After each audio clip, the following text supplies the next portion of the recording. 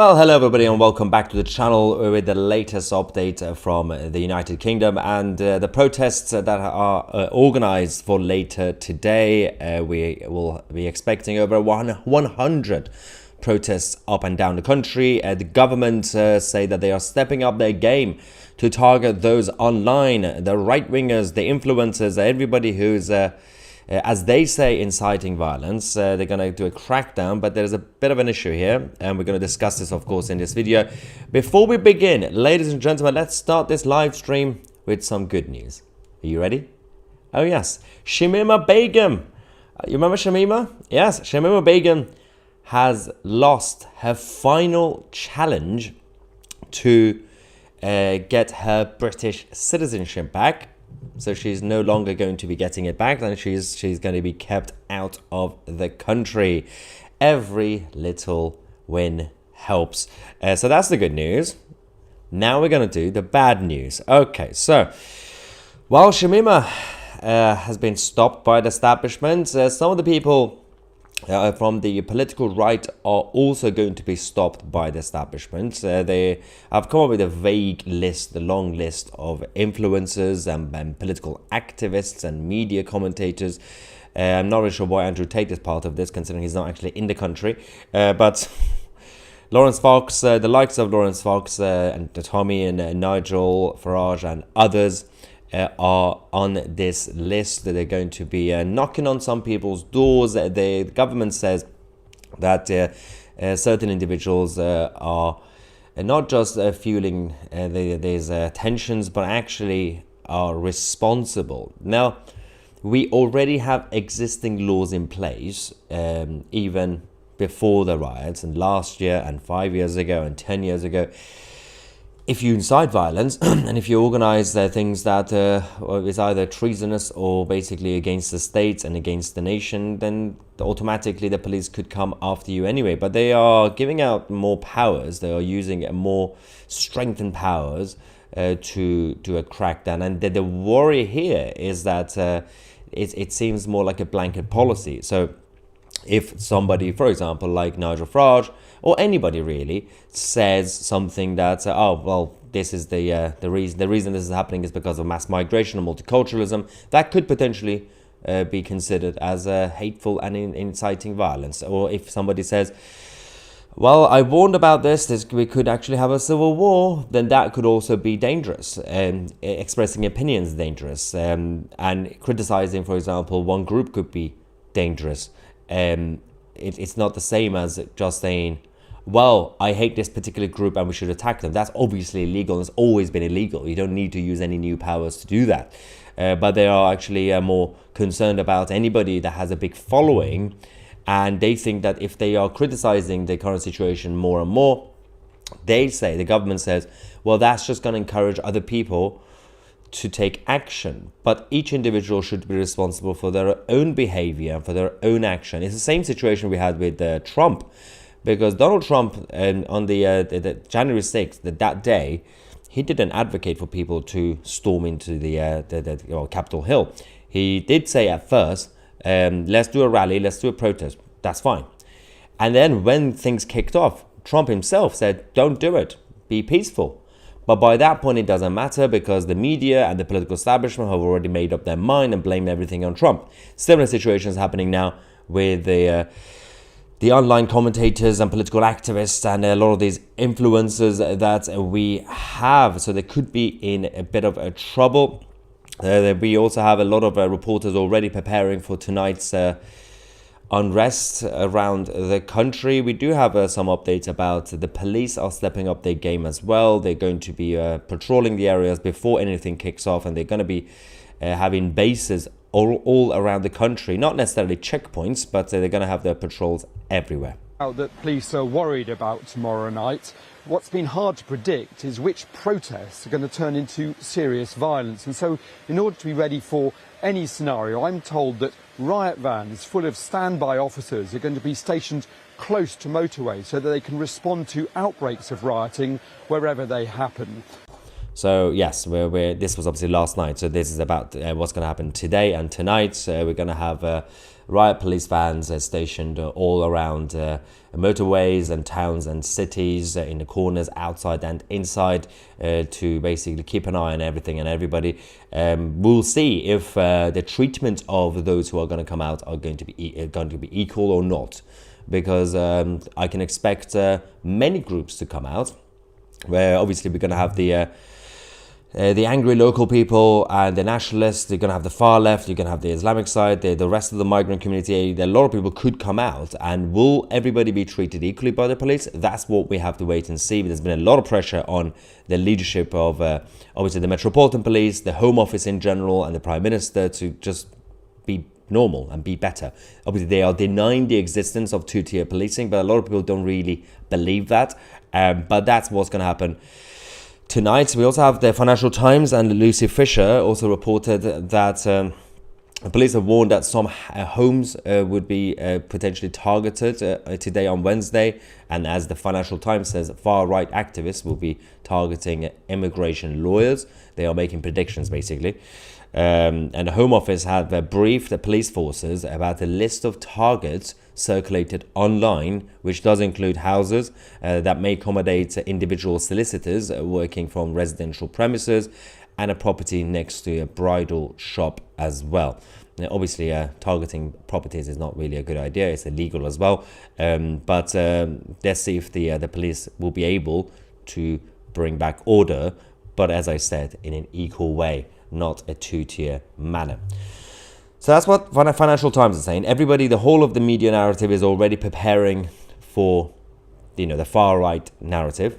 Now, if what I said happens, which is different groups will be coming out, so far, none of these media headlines and articles are talking about the other groups. Whether it's the far left, whether it's the migrant communities, the Islamic side, they're not talking about them. They're not afraid of them. They're simply saying, well, far right is coming out. So also, as I always say, being far right ideologies are very specific.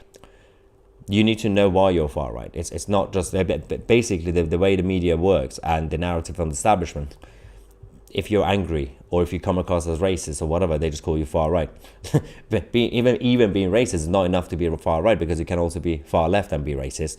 It's not really just the right-wing thing. Being angry is not really just about far right. You can be far left and angry. You can just be not political. Most of these people are not even politically intellectual, and they're just angry local people. If you would know if you are a right-wing or left-wing intellectual. You would know. You will have beliefs. You will believe in a set of values and ideas. Just because you say, oh, I want my country back, or I'm a nationalist, that doesn't mean you are intellectually far this or far that. But they just call everybody that because that helps the narrative. Charles Hanson posted this earlier, saying a Southport rioter has been jailed for 3 years, which we reported obviously, for obviously clashing with the police. But the Manchester airport attackers from a few weeks ago still haven't been charged, which is a bit of an issue. Because they've said over the last week that there's an urgency to bring back policing and the justice system and 24 hours court sessions. Then why is it that we still have, obviously we have a massive backlog of crime cases, we know that, but also the Manchester airport incident, that's very recent, and it's now been a while, and they're still in the news, but they still haven't even been charged. So again, these are the questions that need to be answered. The police are going around today making a lot of videos from different parts of the country. The first one we're going to go to is from Greater Manchester. This police officer, they start each video by speaking Arabic and end the video by speaking Arabic, so that they could connect with, as they say, the Islamic community. I'm not really sure if this is going to be a productive idea or not. Let's look at an example. Hello, assalamu alaikum. My name is Phil Hutchinson, and I am the Superintendent for Greater Manchester Police based in Oldham. Obviously echo everything that the leader, Rouge, has said. Firstly, thank you very much for inviting us and arranging the meeting. It's the inaugural meeting. We're having these now bi-monthly, so in respect to what Rouge has mentioned about some increased tension, obviously there are a number of issues going on nationally and within Greater Manchester. We're engaging with all communities, and Greater Manchester Police and UK Policing will continue to do. So that's one example from Greater Manchester. I start the video by saying Assalamu alaikum. We also have another one. This one is the Chief of Police in West Midlands, who also did a similar video. Salam alaikum. Good morning, everyone, and thank you to the leaders and elders that have afforded me this opportunity to speak to you personally. The reason I'm speaking is to underline my commitment on behalf of the organisation to protect all the communities across the West Midlands. Trained, and we very much will be directly dealing with any of that sort of issue on behalf of everyone that lives in the West Midlands. Shukran. Shukran. At the end of the video, that was the Chief Police in the West Midlands, and the first one was from Greater Manchester. So a lot of people are reacting to these sort of things, saying, well, why are the police speaking different language? Do we have to? Why can't we just promote everybody to speak English? This encourages bad behavior and lack of integration and everything else. But obviously the liberal left say, no, this is a good idea. This would make the migrant community, the Islamic communities, or minorities, as they say, feel more comfortable.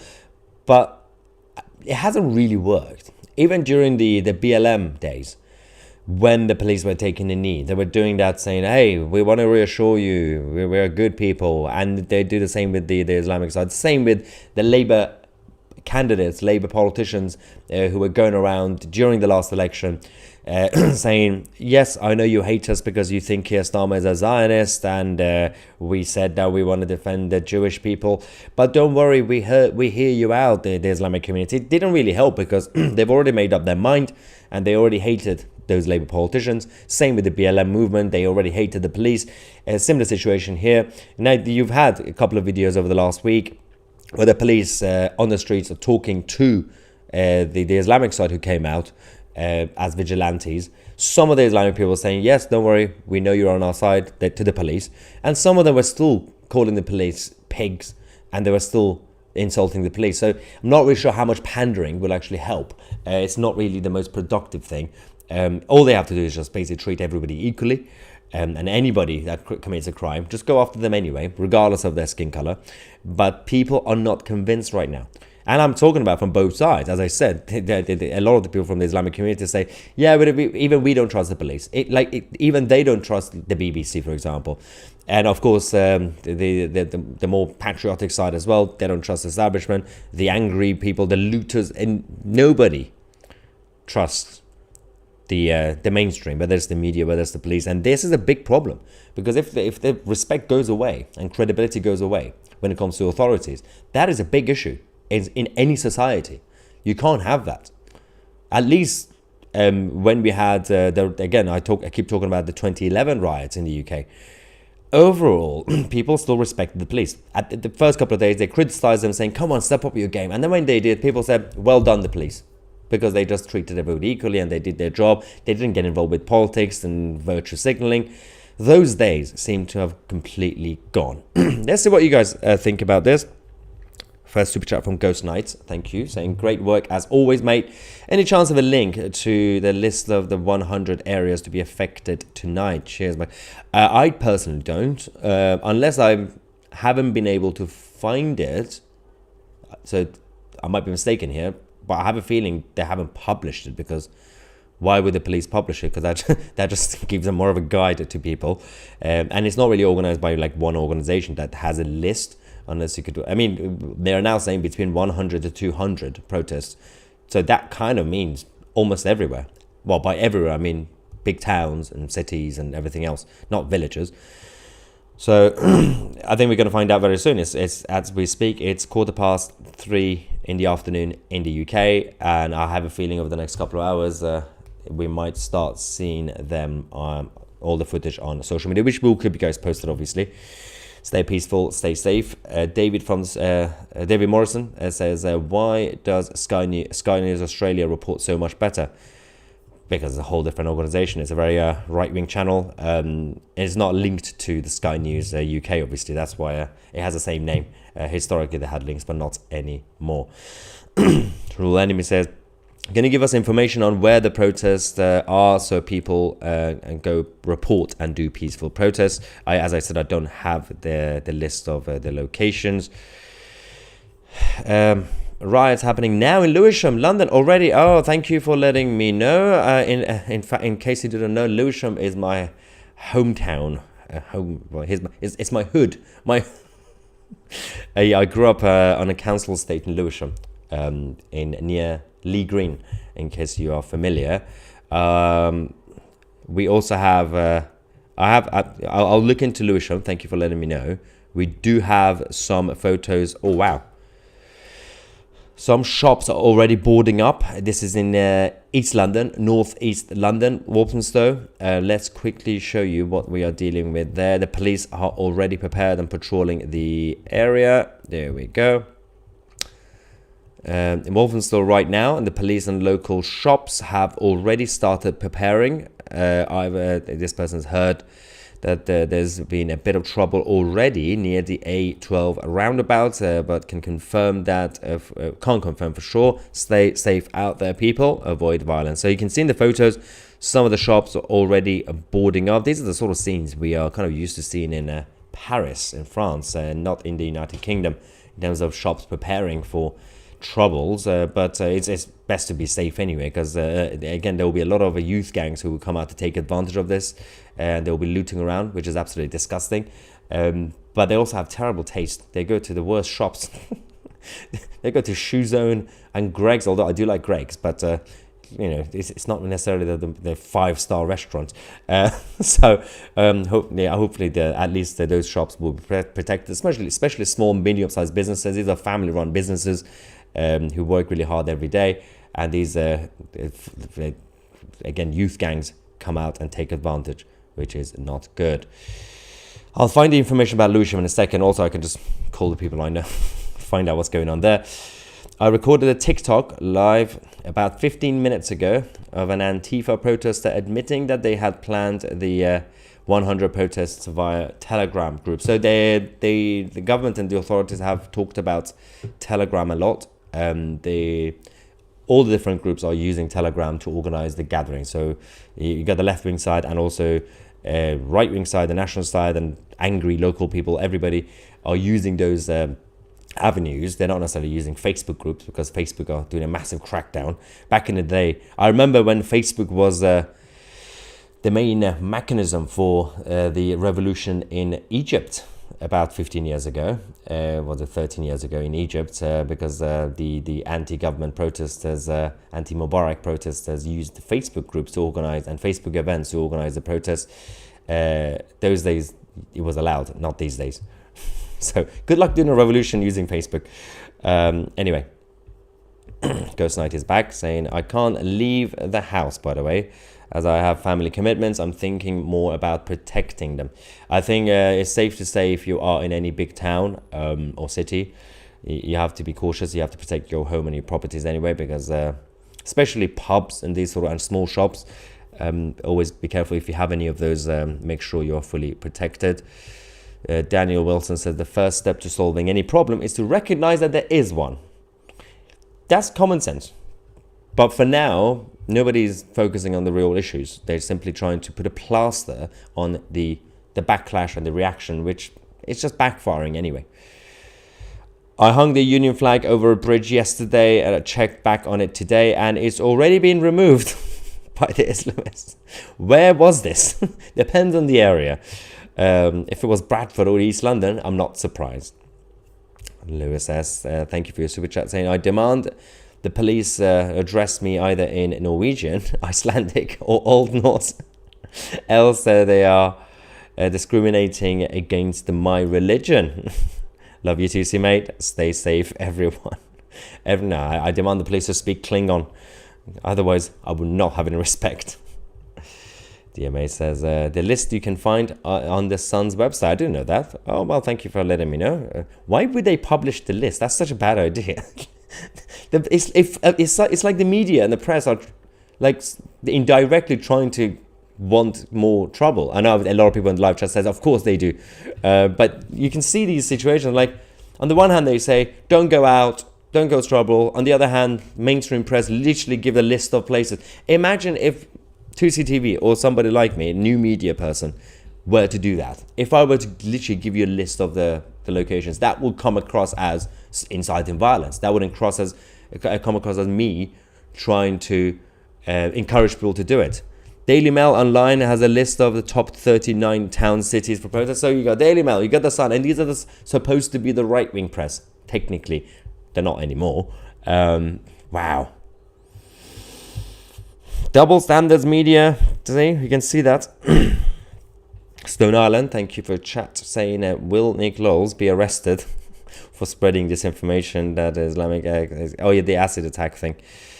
Yeah, so obviously he's apologized and he's deleted his post. No, he's not going to get arrested.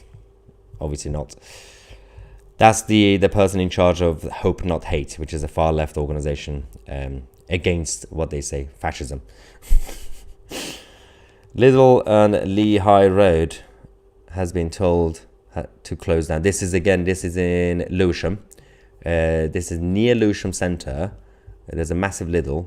I'm familiar because I'm from there. I used to go to that big Lidl. And so that's been closed. And so let's find out what we are dealing with. I'm going to get more information because I think, as you guys are already reporting for me, we seem to already be getting information about what is going on. So Walthamstow we already reported. Bethnal Green are preparing as well. By the way, Bethnal Green, there was a shooting incident as well in Bethnal Green, which is East London, last night. Not many people talked about that. So this account is not fully reporting everything. What we have to do, I'm going to get in touch with the people I know in Lewisham to give us more information about what is going on there. We do have a message from the... what is this? Oh, wow. The Lewisham and Greenwich NHS Trust have sent out a message. Let's see what these guys are saying. The NHS is getting involved. What's happening? Hang on. There we go. We are writing today to condemn the awful scenes of street violence and destruction that we have seen over the last few days. We as a trust cannot accept the abuse of any of our colleagues for reasons of their faith, race, or any other characteristics. I'm glad you said that because we didn't know. We thought until today that the NHS will tolerate hatred against people. And then they got a whole statement saying in 2023 we created an anti-discrimination pledge. Why? We've got to a point in society in the West where you have to clarify that you're not a fascist. Otherwise, if you don't clarify, you'll be automatically considered a fascist. Why does an NHS trust in Lewisham and Greenwich, for example, feel the urgency to clarify from 2023 that, by the way, we're not racist? Oh, so we thought you were in 2022, but I'm glad you said that. It's just virtue signaling. We already know you're not. And fascism is a bad idea, in case we have to clarify. Apparently you have to these days. This infuriates me. The police opening in Arabic have lost a very small amount of credibility that they had. I'm going to identify as a non-binary Muslim immigrant and speak freely online. Again, that will be cultural appropriation. If you do that, that will backfire as well.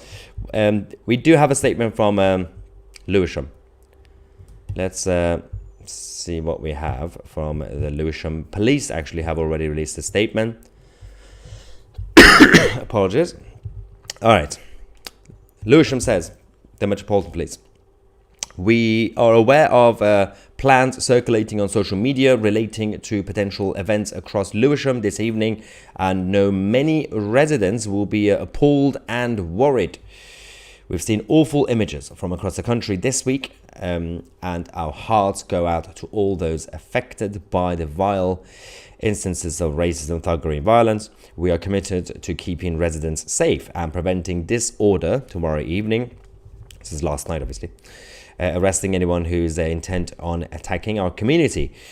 Our message to all those seeking to cause violence and divide our communities is clear. Your actions are completely unacceptable, and anyone taking part will face the full force of the law. Local people can expect to see more police officers in the area tomorrow, and throughout the evening they will be responding to any concerns and available to speak to residents who may have any questions. Thank you to people of Lewisham. Considering all the police resources are basically being sent out to these areas to control this disruptions, which is fine, I'm slightly concerned because they also say that the police are under-resourced. So if there's any big problem elsewhere, I don't know, some sort of heist or terrorist attack or whatever else happens, will we have enough police officers to actually address those issues as well? We should have fixed this years ago. The Tory government didn't help. We don't have enough police officers, and the recruitment of police officers based on DEI hasn't helped. Some of the police officers we see are just weak and feeble. There was one police officer who just got pushed and fell over the ground. I was like, and was holding a riot shield as well. That is embarrassing. I mean, look at the police in the Netherlands, in France, in Germany. They look like soldiers, and our police, feeble. Price says, why is that statement from the Metropolitan Police not in Arabic? It's not on my... To be fair, in Lewisham, it's very diverse, but the Islamic community is a bit mixed. So you got mostly the black community in Lewisham. So I don't know. They should speak a different language. Super chat from Mandy saying it's all crazy. I agree. I'm now slightly worried about my family who are currently in Lewisham, obviously. They will be... I've told them to stay at home anyway, so it's fine. Don't go out. Stay at home. Save the NHS. Save 2CTV. I'm trying to see if we have any more updates from Lewisham. We don't yet, but we'll focus on that. There's another super chat. Where is it? It's Mandy again. All far too woke. Everything's woke, guys. I love this current political discussions. It's a new version of Monty Python. Oh, you gotta laugh. You gotta laugh. The NHS will blame the patient backlog waiting list on rioting next. Yes, I would not be surprised if they come up with this excuse. Say, well, the reason the NHS is falling apart is because of the riots. Anything that happens, they just blame it on that. Oh dear.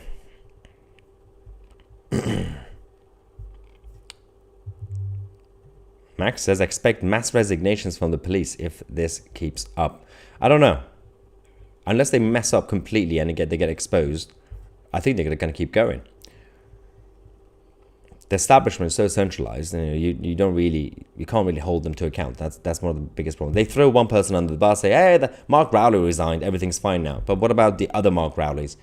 This is how the system works, which is not really helpful. Andy says the NHS are impartial to their left-wing patients. Make sure to fill out the form correctly. Yeah, make sure you put all your pronouns on the NHS forms and they will be treated better. Otherwise, and don't say you're Jewish because you might not get treated. We already reported on 2CTV a few months ago a couple of Jewish people who were not treated by NHS staff. No accountability again. Absolutely no accountability. Super chat from Poppy Black. Thank you for the super chat saying, doesn't that include the BBC, LBC and all the others who are also, well, yeah, doing in the division and everything else, and racism against the British young and old, regardless of the race and Islam, are being racist and anti-religion against British. Yeah, I already said I think either in this live stream or the previous one earlier today, that why is it the mainstream media not being held to account, considering they're just going around calling everybody far right and they keep saying EDL are coming out, EDL doesn't exist. That fuels the fire. That's inflaming the whole thing. But apparently that's okay.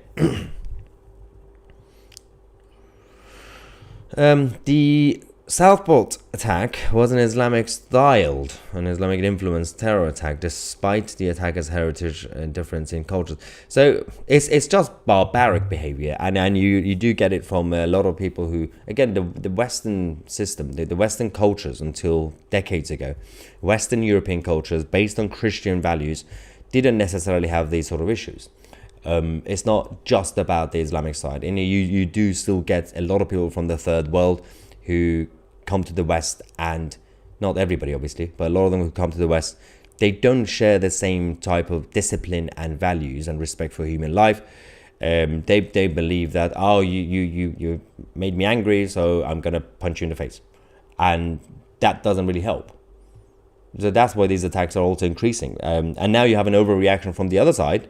The same people from the, let's call them the natives from the Western civilization, like in the UK, who are now also coming out to do the same thing.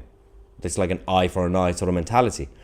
So cultures and values basically influence each other as well. So as we have more barbaric behavior from the third world, now we have the people who used to be civilized also behaving in a more aggressive way. That's what happens in a multicultural society. Mandy says, your country needed you. Needed? Not anymore. Not anymore. Doesn't need me anymore. Mike says, people must know riots only make things worse and government won't listen. But Starmer is also turning a blind eye to the problem and needs to address it. It's a good training ground for the government and the authorities to try more authoritarian measures, including facial recognition and everything else. It's good training. Like, well, there we go, we got troubles. Let's try all these measures. It's not good. Ollie says, Brits are 20th on the social housing list. Yeah, don't get me started with that. There's a lot of problems with the so-called safety net in this country. Let's double check to see if we have any more updates. The Speaker of the House of Commons has now encouraged any MP who feels that they could become targets of these protests to work from home for the time being. Are we treating this like some sort of pandemic now? Because if the more you say this is the end of the world and we're all going to die, the more you're going to encourage it. And the more it's... They're now telling MPs not to come to work. I think, obviously, safety is important. But just get a taxi and go to the House of Commons. There's a gate. They just want any excuse to work from home, these guys. Get back to work. Recall Parliament.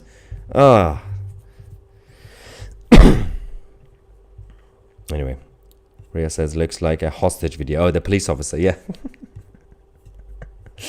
And Daniel says, I think this might just prove Enoch Powell right from the 60s and 70s. And Mandy says, 2CTV should buy the island in Scotland and we can all live there. Like-minded people, your country needs you. Bloody spell check. Oh yeah, because he said needed you, but he meant needs you. This is the island. She's referring to the island that there was an Islamist extremist who was going to buy it. Obviously, the purchase didn't go through, but he was going to buy it and turn it into the Islamic State. It's a tiny island in the north of Scotland, which, by the way, will be freezing with a lot of snow. I'm not really sure those coming from the Middle East will be used to it. It would have backfired massively. I have enjoyed your truthful reporting on the hard going over there. I am a proud descendant from King Ling's at 1640. Also a recent supporter of yours. Keep up the good work. A New England Yankee. Well, thank you so much for the support. Another Yank. Got a lot of Yanks watching 2CTV. Snow Islands. Trump and Musk interview on Monday. Something good to look forward to. I am kind of looking forward to that. That's going to be funny. I'm pretty sure it's going to be broadcast on X, so we'll see. Mr. Rustler says, seems like we have a homelessness problem rather than a far-right problem. None of the rioters seem to live anywhere that they riot. Very strange. That's a good question. That's a good point. A lot of them are not from the same local areas. They want another lockdown, Mandy says. And another comment says, 1986 Starmer worked for a far-left publication owned by International Revolutionary Marxist tendency, advocate of mass murder Trotsky. Very alarming. I do know that he used to, when he was young, he was a proper far left revolutionary Republican. He was completely against constitutional monarchy and the parliamentary system that we have. Now suddenly he loves the king. This happens when you join the establishment. You become the establishment. Anyway, we're going to take a quick break because it's going to be a very busy day on 2CTV. There's going to be so much happening. We'll keep you guys posted on everything. Next, we're going to talk about, of course, more updates about what's going on in Lewisham and other parts of the country. We'll come back shortly on Maya 2C. And don't forget to get your United Kingdom merchandise. The link is in the description on Maya 2C. And we are the media.